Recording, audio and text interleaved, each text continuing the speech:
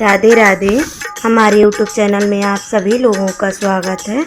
माता रानी भजन प्रस्तुत करने जा रहे हैं। कैसा लगा कमेंट करके बताइएगा। लाइक शेयर सब्सक्राइब पूरा वीडियो देखिएगा। अपना सपोर्ट बनाए रखिएगा। ज़्यादा से ज़्यादा शेयर करिएगा। धावल दुपल मंदिरवा पे अली दर्शन दे दिए माई जी।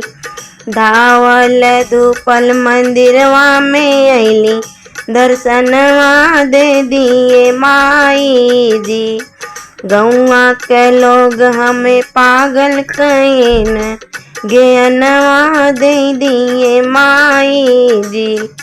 गौआ के लोग हमें पागल कहेन ज्ञानवा दे दिए माई जी। धावल धूपल मंदिरवा में अली दर्शनवा दे दिए माई जी। गौआ के लोग हमें बाजिन कहेला। गौआ के लोग हमें बाजिन कहेला। बलकवा दे दिए माई जी।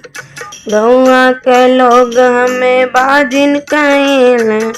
बलकवा दे दिए माई जी। धावल धूपल मंदिरवा में अली दर्शनवा दे दिए माई जी। गौआ के लोग हमें निर्धन कहेला। गौआ के लोग हमें निर्धन कहेन धनवा दे दिए माई जी।